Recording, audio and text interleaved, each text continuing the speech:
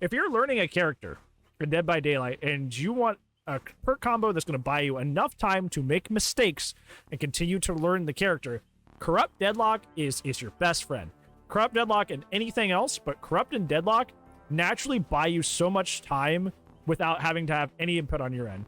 Stuff like Pop, Jolt, Pain Res, you have to get downs in order to slow the game down. Both Corrupt and Deadlock slow the game down with zero input from yourself. So, this match is a Wesker match submitted by Tidepod. Hangs out here every day. Very, very cool, down-to-earth homie.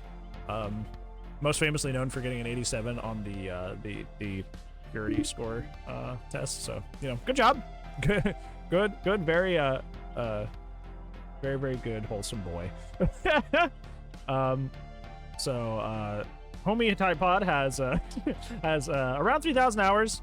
Tidepod has 2.2 on their current console, but have some over on their PlayStation account as well. So it's around 3,000. This is a Wesker game that didn't go well. Wesker is somebody that I'm currently trying to learn. I watch a lot of Wesker mains who play the game, but obviously that's not the same as actually being good at him. I'm going to work on that. Currently, I'm working on getting a better Pyramid Head. I can do some things, but I'm definitely not the best Wesker yet. But the fact that I do watch a lot of Wesker mains does mean I know a lot of the stuff. Up here, I know the stuff. In terms of execution, not so much, but I know the stuff and things. No CD Pyramid Head? I literally play Pyramid Head like 2 or 3 times a stream. This is the first day I haven't played Pyramid Head in like every killer day I've had. You just don't pay attention or you fall asleep, okay? At least pay attention if you're gonna flame people, brother. At least get it accurate. Come on, man. You're better than this. Okay. Started around no add-ons. It's been pretty fun.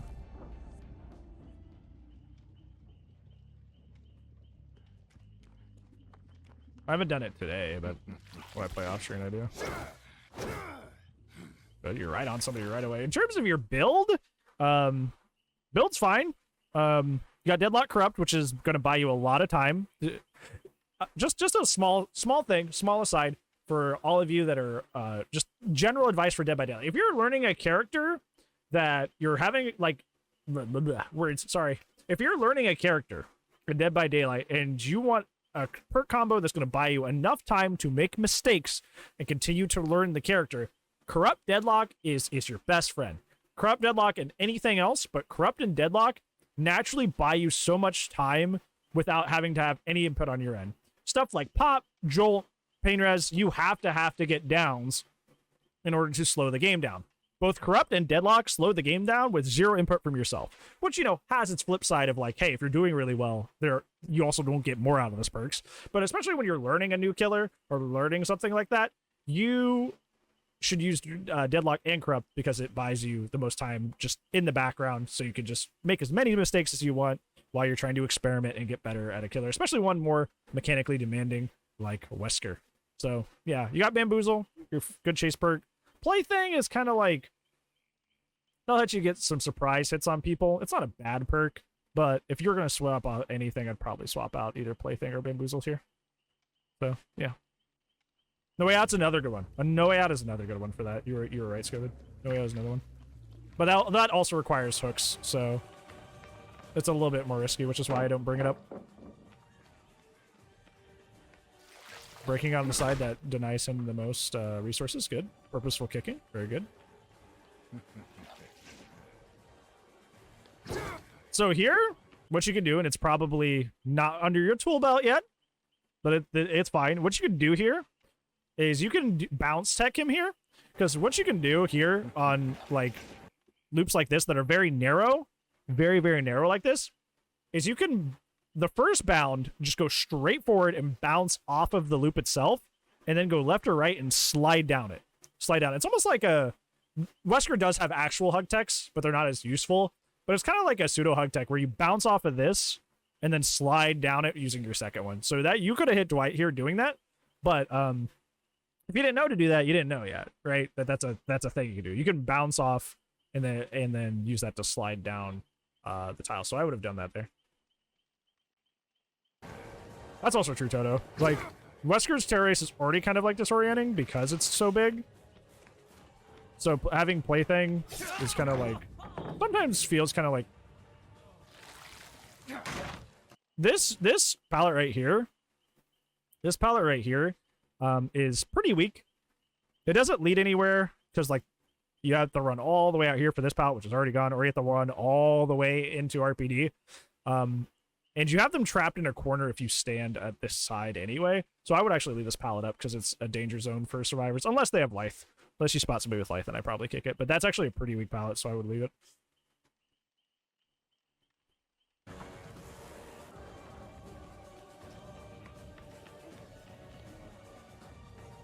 I like playthings because it gives new objective for survivors that slow down. Yeah, but good survivors leave their playthings. Good survivors will just play oblivious, and it's fine. You disappoint me. Is that the best you've got? Yeah. See, he won. The slow turn. See, he won. Even though you beat him in the chase, you lose because you vault him. But these are the rules, I don't make them. Just started. You also don't have any info on your builds, so you don't really know where to go after downing someone. So that's kind of like where I might see things going wrong. You kind of don't know where to go after hooking someone, or after you end a chase.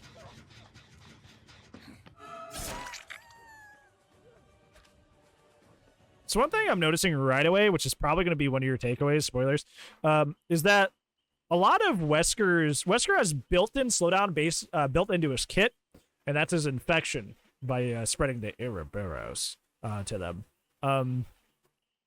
But I've noticed that you haven't infected Dwight, and you're not going for an infect on Feng, and or Fangmane, excuse me. And then what I'm noticing with that is like that is kind of like omitting an entire part of your kit that's really important, because when they come off hook infected, they have to go find a spray somewhere, which is probably not convenient, so they have to there's time running across the map, and then there's time actually spraying themselves, and obviously you get that killer instinct when they spray, so you know where they're at, so that's info. So all that wasted time, match time in DBD is gen time, or match time is gen, yeah, I said that right. Match time is gen time, so there's a lot of built-in slowdown and slowdown on the gens that you're just like not doing right now. And also the info on where people are at that you're kind of just not having right now because you're not infecting people. So even if it's like, just try to prioritize, like, it doesn't have to be every hit. It has to be an Ouroboros or a virulent bound. Is that that's what it's called, right? Virulent bound. It's a weird name for it. But at least be M2ing people. Let's call it that. Well, at least be M2ing people, at least one of those health states, to keep that infection, to keep that background slowdown going. Sassy bound. Complete global trans rights. Yeah. That video's so good. That video's so funny.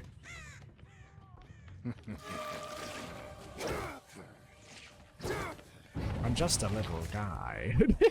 I love him. I like how you went there too immediately afterwards. You know. Match for you, Beast. What's up? How are you, me? I just added that emote today. I love those emotes. Yeah, you're basically omitting half your character's kit by never infecting people and just only going for M1s. This is what I mean by Wesker has a low skill floor but a high skill ceiling. Not nearly high as like Billy or even I would argue Huntress, but like this is what I mean by like Wesker has a low skill floor. Is because you really can just M1 everybody and use your M2 to like travel around, and you can do it that way. You actually can, but if you want to be good and consistent with the character, you got to be dishing out those infects. You have to, at the very least, be dishing out the infects. Obviously, like the pyramid goes like M2 is a good mobility tool. Cool. That's the bottom tier.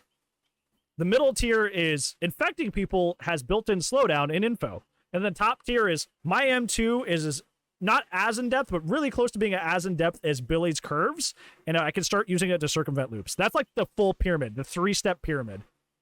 So you're still at the bottom where you're like, okay, well, it's a mobility tool. You got to get it at least up into tier 2, and you don't even need to be worrying about tier 3 yet, because until you do tier 2, there's no reason to be worried about tier 3.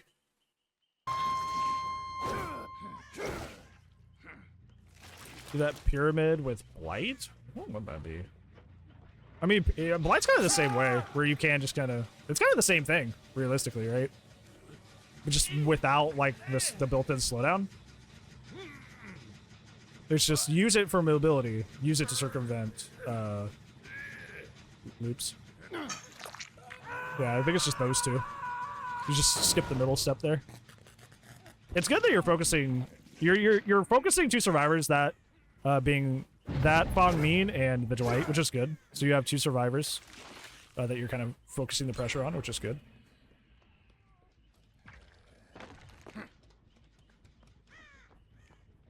Oh, did you assume she went downstairs? Like that was just bad audio. Built-in map pressure, but he kind of just does that with like being mobile. So I would consider those like the same thing, right? He doesn't have any like... Good. Now you could and should just kill Dwight here. Yeah, especially since he is, you know, just bless his heart, not doing his best. He's the weak link.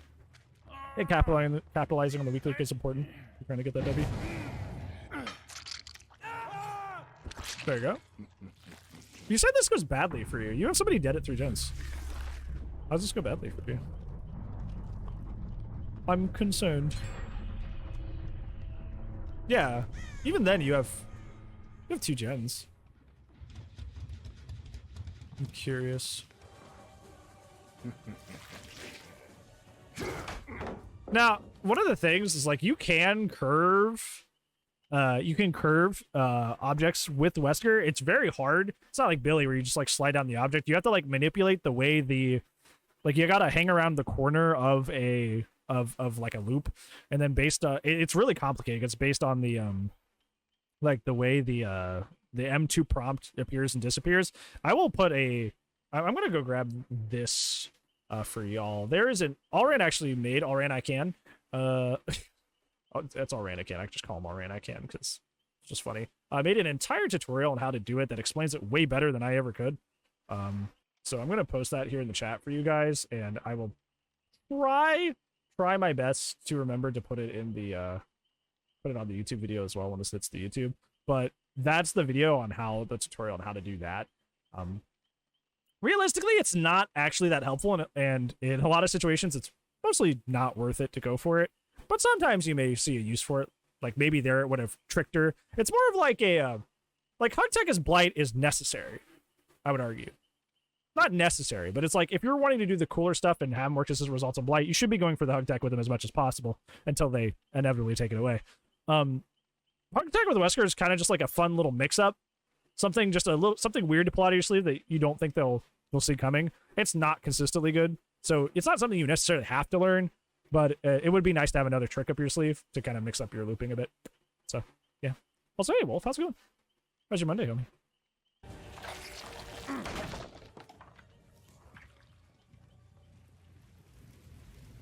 Do you just overcommit to this chase or something? That only has partial progress, so you don't need to, like... Oh. That's one of the things that's hard about Wesker, is unlike Billy, Huntress, and stuff like that, like, the collision with Wesker is very specific to his M2. Like, it's not... It doesn't obey the laws of other, like, collision for other powers. So it's not really... It's something you gotta learn from scratch. It's not something you can pick up from other characters. I think you might be overcommitting to this chase. I think that might be what causes you, or costs you, because you've been in this chase for a long time now. You could have hit her there. It may feel wonky and awkward just because you're. This palette is so good. I love this palette. And when I'm playing Survivor, of course, not as Killer. Yeah, it's Killer. I'm like, stop. But Survivor, it's really good for that exact reason. The way she just used it. This Paladin event is extremely weak. Okay. This is even... I want to point this out, too. This isn't even the Fung that you were chasing. That you actually have pressure on. This is not even the chick that you've already actually pressured. This is a completely fresh survivor that you're chasing at 1 gen. I think this is where things go wrong. You're chasing a completely fresh survivor at 1 gen. You had the right idea. So I've explained this before in different videos. Ideally, like, a lot of the time, killers get very, very nervous about pressuring a 4-man team. Because that's what's stressful about killers. Pressure is trying to find a way to pressure 4 people at once to prevent the gens from getting done. But realistically, a lot of what you can do is not try to pressure 4 people at once, because of course that's stressful, but pressure 2 people at a time, and then when one of them dies, you know, start rotating one out. Like, for example, like right now, your two people were Dwight and the other Fong Min. So you focused the Dwight out, which is good. You did that. I have no idea how I didn't vault that window. It's just blight, not blight. It's Wesker collision things. It's Wesker collision things. Like I was saying earlier, his collision's just really weird. So you just got to get used to it. It really is its own thing. It doesn't carry over from Billy. It doesn't carry over from Blight. It doesn't carry over from Huntress or anybody that like you have to worry about the collision of like walls and stuff. Oni, another great example. Destiner, anybody that like you could feasibly hit the collision that's wide on objects. Wesker's, because of his power, has a unique collision to himself that he has to respect, and it's just about playing him and getting used to that. But what I was saying is you were focusing 2 survivors here. The Dwight got out of the game, and then the Fong Min, you were focusing, but then you gave up on focusing the second one. And I think that's where this match is going wrong, is you've spent like a minute in this chase, which is already too long, and it's on a completely fresh survivor. So it's not even like you're killing her at the end of this. Like, she's just gonna be on hook. So it doesn't even give you a lot at the end of the day. So you're over committing to a chase, A, and B, committing to someone who you have no pressure on. Like, they don't even have a hook state or anything, so it's like, I don't think that's worth it. Yeah, you should switch off to the other one. Switch off to the other one. And she's deep wounded too. So like, now she's injured and deep wounded, so you should go after her. Not these guys you haven't seen all match. Yeah, let's go! Let's go, there we go. She just fell into your lap. I was just explaining that. She just falls into your lap. Perfect. Perfect. Thank you for helping me out. Okay, so now when she comes off hook, she's dead. Right? So she'll be out of the game. You don't have to worry about her anymore. Unlike this one, who is just kind of like, you know, completely fresh. But right now, I would go... There you go. Good. Yeah, I would go after... Okay, yeah, you're doing the right... Wait, what? No, okay. I mean, this is fine. No, it's not, because the pallet's on this side. If the pallet's on the other side, that was fine. Now it is not. You gotta tunnel her out of the game. You don't... I mean, if your chases were quick and efficient, with a brand new character, which is asking a lot, you wouldn't have to. But of course, you know, with somebody that you're new to and trying to learn, you're not gonna have that, like, quick 30-second chase over and over, right? Yeah. I feel like, yeah, this is kind of your main...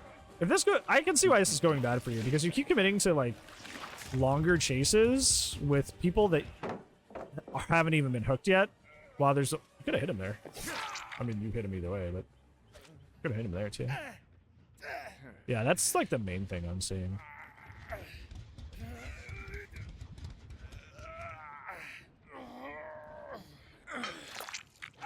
Because right now, for example, just to make it clear to you, like, the Fong Min who's on death hook right now, she can't contribute to this gen thing at the end, like the gen progress at the end of the match now, because she's hindered. So if you find her, she's gonna go down in like 2 seconds. I mean, can she? Yeah, there's nothing stopping her from doing gens, but it's not smart. Realistically, she should be finding a spray and spraying herself, so she's not an easy down and chase. So realistically, there's only one person who should be available to do gens right now, which is not a pressure you've had the entire match. If you had done it earlier from the start, you probably would have been in a way better position. Wow, she was just doing the gen. What a tank! What a tank! Yeah, now this chase should be easy for you, because she's hindered. Yeah, that was dumb of her. There you go. There you go. Now she's dead. This is at least a 2K. What do you mean this match went poorly for you? Wait a minute. This is at least a 2K. You at least tied. You will not see dawn. Do they get this last gen done? Ow. Yeah, because this is at least a tie. Confirmed. Ah, okay, so they went over and improved on it, probably. Ah, I see. That was smart of him to do. That was smart of him to do. Yeah, that's just... When you're in that situation, just like with anybody trying to field a view tech, you just back up. If you're in a situation where somebody's trying to field a view tech you like that, just back up. Just back up and go, oh, okay, there they are, and then swing. That's how you get around that. I know in a lot of situations it's not necessarily always available, but yeah. I mean, right here, I would just, honestly, I would just commit to her, because, like, she's already injured. Vittorio essentially can't go get her without trading, so if you could end the chase relatively quickly, that would be... Oh, you didn't? Oh, yeah, she gets out, yeah. If you had hit that bound, she was dead to rights, but you missed. Yeah, that's unfortunate. That's more of a mechanical thing more than anything. That wasn't like a error. I think it was just like you're not used to his power yet, so you hesitated a little going for the second bound. That's all. That'll come with time. Yeah, look, you had, oh my god. Prove thyself. Prove thyself. Hyper-focus stakeout. Hyper-focus stakeout. Prove thyself. Oh my god. Wow. Wow. This is probably the sweatiest loadout that we've had on the match reviews. At least so far. Here, let me move so you can see all of it. Prove thyself. Prove thyself. Hyper-focus stakeout. Hyper-focus stakeout. Prove thyself. And toolboxes. You're right. 2 toolboxes. There's a Sabo box for some reason. But yeah, 3 toolboxes. And a gen perk on every character on the team, sometimes 2. And exhaustion perks all the way down except the Dwight. Yeah, that is a very loaded... Okay, this is why it's important that you guys show me the loadouts at the end of matches, because, like, honestly, yeah, and like a lot of the stuff I'm going to tell you is still going to be true for your takeaways, but like, I wouldn't blame yourself for this one. You should be. I would be happy that you got a 2K. I would look at these builds and go, I'm lucky I got that, because my gosh, they stuffed their builds. They stuffed their builds. This is a lot of like play the game for me perks that they brought, like hyper-focus stakeout and prove. And there's the one guy that brought prove, hyper-focus, and stakeout together. Like, this is the play the game for me perks, so I wouldn't feel necessarily too bad about that. Yeah, main takeaways. First one, very, very Wesker specific. Your infection that you get from hitting your M2 provides both slowdown and info. Costly had stakeout stacks? No, because you had plaything. I mean, the 2 of them did. Half the team did, but you had plaything. So realistically, you were cucking stakeout at least through plaything, which is funny because that was the one I told you to probably take off. But yeah, they were oblivious. They didn't have a tear radius, so you were countering half of the perks, half the characters' builds. So it's funny, just the plaything. Anyways, yeah, for your first takeaway with Wesker, your infection is both slowdown and info, built-in slowdown and info. One of your injury states should be an M2. One of your injury states should be an M2. You should be incorporating that into all of your chases if you can. I know it's not always convenient. It's not always intrinsically always the best play, but you should try to go out of your way to make that a thing. Because you like, realistically, you could have, like, even with all those perks, the way they were playing, you could have 4K'd this. But, like, there was basically none of them really, like, ever had to take a break from the game because none of them were infected. And especially when you're running a build that has no info and your base kit has info, foregoing that info is, like, really, really worrisome. So I would try to make at least one of your health states an infect. It doesn't have to be the first one. Doesn't have to be the second one. Just whatever you can, throw in an M2 into downing your opponents. That way you can actually get that build in, slow down, actually get that info. Because you were, like I said, in the pyramid, hey, this is a good mobility tool and kind of an ambient map pressure. Tier 2 is, hey, this is built-in slowdown and info, and Tier 1 is like, hey, this character has the depth of Billy where it can do a bunch of weird text and curves and weird stuff that circumvents loops. You're still all the way down at Tier 1, and you need to at least be in Tier 2 before you can even consider about doing Tier 3. So, yeah, that would be my first bit of advice. Second is that you're in a situation, the reason those two got out is because you started chasing people with less than 2 gens who were completely fresh survivors who you had not pressured with a single hook so far. When you're in a situation where the game is, you know, closing down to its final moments, getting close to the end game, where there's 2 or less gens, you need to prioritize people who are death hook or people that you have already hooked.